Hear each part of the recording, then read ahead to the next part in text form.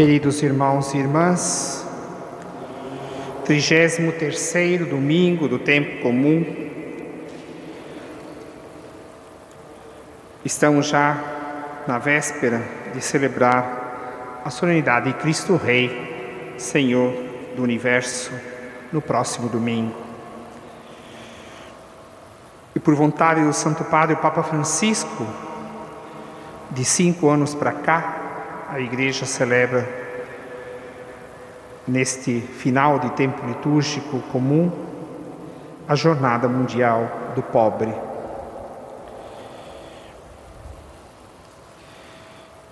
E muitos católicos se perguntam: por que o Papa Francisco insiste tanto sobre a figura dos pobres?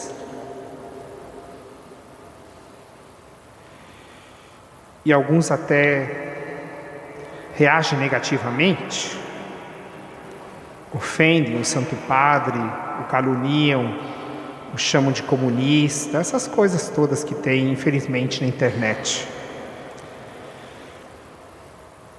E alguns que não xingam publicamente, mas no coração desprezam o ensinamento do Papa.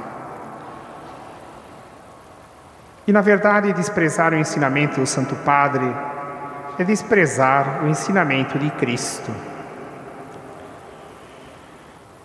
E Jesus de Nazaré, nosso Mestre e Senhor, que na continuidade de toda a tradição religiosa da palavra, que se cultivava no povo de Israel,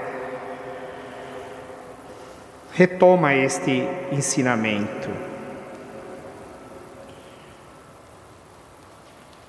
Estende a mão ao pobre e viverás, diz a palavra. E nesse tempo em que nós vivemos, e que todas as nossas famílias estão sentindo, os desafios econômicos, fruto de 2 anos de pandemia, e que são gravíssimos para alguns. Se o nosso mundo já era injusto antes da pandemia, ele se tornou ainda mais injusto neste tempo de pandemia. E nós sabemos, aqueles que têm recursos econômicos têm acesso a muitos benefícios e a muitos direitos que os mais pobres não têm. Isso não é apenas uma questão pessoal, que às vezes a gente reduz o problema social da distribuição de recursos para a vida das pessoas num problema pessoal. Aquele ali é porque não se esforçou, porque é vagabundo.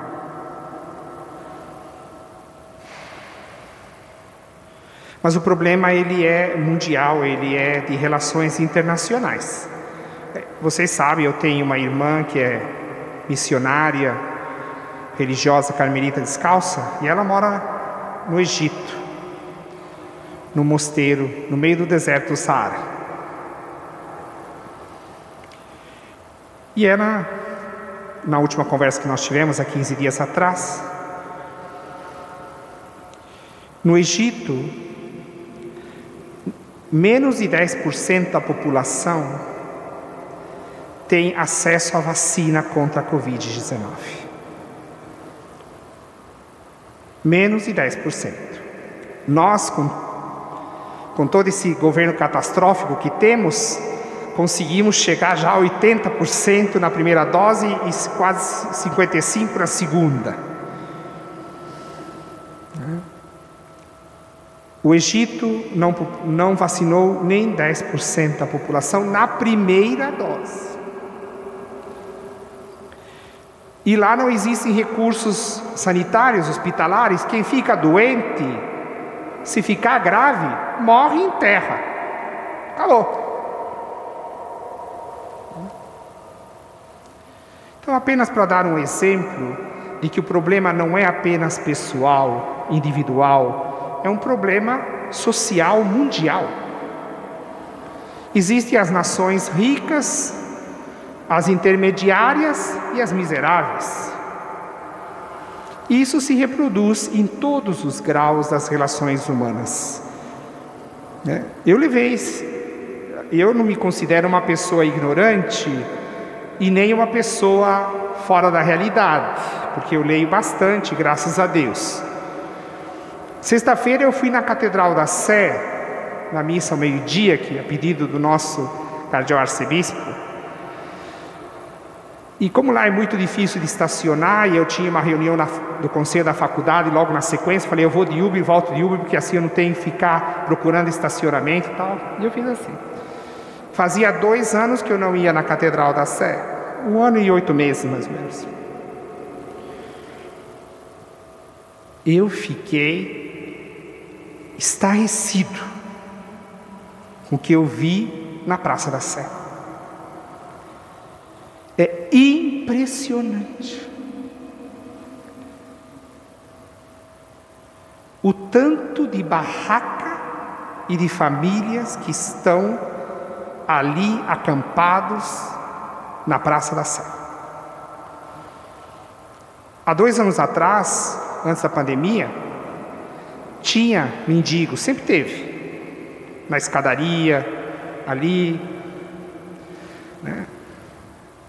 Mas eu fiquei chocado, na verdade. O tanto de famílias que estão ali.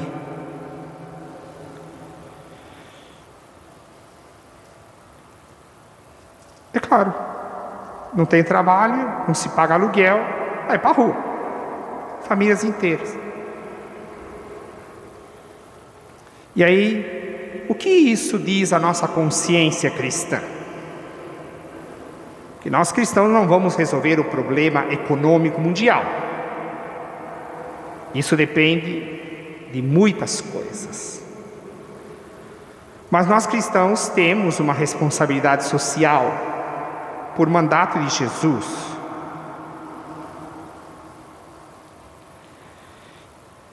Como nós vivemos este drama social? O que a nossa fé nos diz? O que a nossa fé ilumina a nossa consciência? São perguntas que nós temos que nos responder.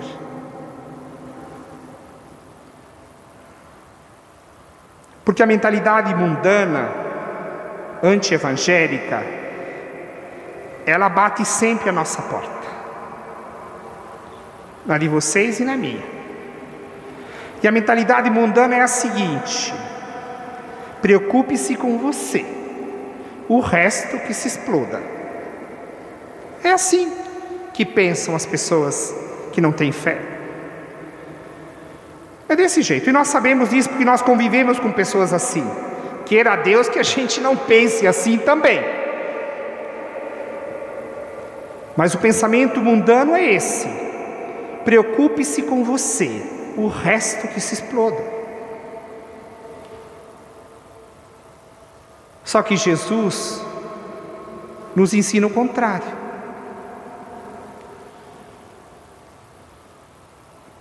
Só que nós que somos uma paróquia de classe média, os pobres incomodam.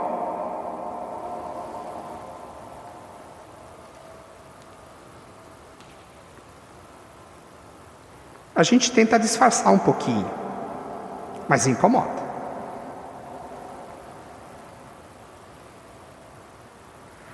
Então, como nós podemos viver essa expectativa do Senhor que vem? Porque a palavra de Deus na primeira leitura fala de uma situação de agitação, de medo, até de medo. E Jesus também não poupa, ele usa a mesma imagem. As nações se abalarão, os céus se abalarão. E o que resta para aqueles que cremos, homens e mulheres que cremos, e que temos a nossa esperança em Cristo? e na sua palavra, que jamais passará, como diz o próprio Jesus no Evangelho de hoje. Céus e terra passarão, mas as minhas palavras não passarão, diz Jesus. Significa que para que nós possamos viver para a vida eterna, é preciso que nossa vida esteja ancorada na palavra de Cristo. E a palavra de Cristo é esta: quem deu de comer a um pequenino por causa de mim, foi a mim que alimentou. Quem matou a sede de um pequenino por causa de mim, foi a mim que fez. Quem visitou um doente ou um encarcerado por causa de mim, foi a mim que visitou. Quem acolhe o estrangeiro em meu nome, é a mim que acolhe. Quem veste o nu, a mim vestiu, diz Jesus.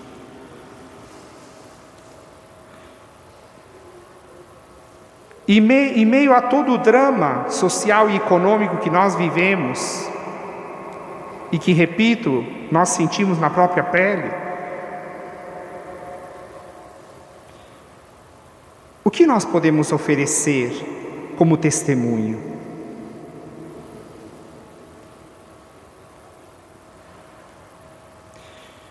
A doutrina social da Igreja diz que a solidariedade é uma marca e um distintivo da Igreja de Cristo.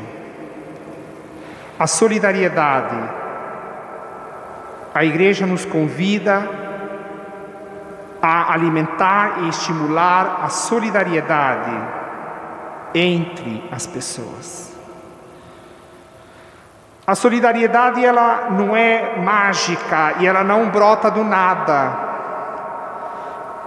É graça do Espírito de Deus. Na medida em que o Espírito nos dá sensibilidade diante da dor do outro. Uma das coisas mais horrorosas que existe na humanidade é aquele sarcasmo, aquela coisa sádica, que vocês infelizmente devem conhecer algumas pessoas assim, aquelas pessoas que se divertem com a dor do outro. É uma doença, né? Está aqui a psicóloga para explicar. Mas isso tem crescido. As pessoas gozam diante da dor do outro.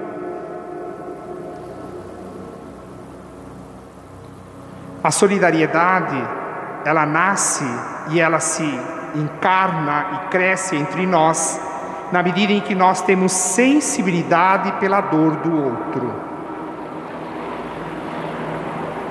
Quando alguém chora na sua presença, o que você sente?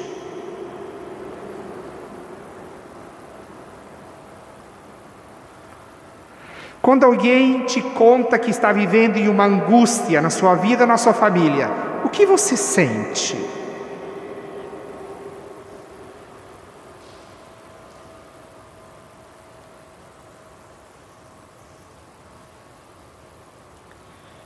Então, queridos irmãos e irmãs, supliquemos ao Espírito Santo que mande para bem longe de nós esta insensibilidade diante da dor e do sofrimento. E que o Espírito de Deus infunda em nós, pela sua graça, a sensibilidade, a compaixão e a misericórdia que movem nosso Mestre e Senhor Cristo Jesus. Para que a solidariedade cresça entre nós e que nós tenhamos um olhar de sensibilidade evangélica diante das realidades que nos circundam.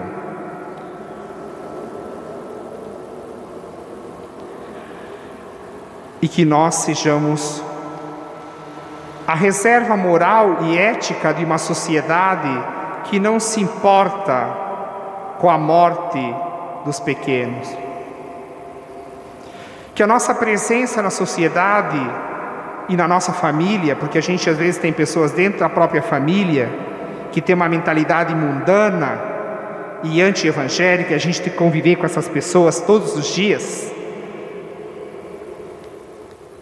E aí é que mora o perigo, porque às vezes a gente começa a cair na tentação de reproduzir esta mentalidade mundana anti-evangélica. Supliquemos então ao Espírito do Senhor que nos converta e que nos dê a sensibilidade diante da dor e do sofrimento, para que amadureça e cresça em nós a solidariedade, que é um testemunho do amor fraterno e da presença de Cristo entre nós, tão necessária em nosso tempo.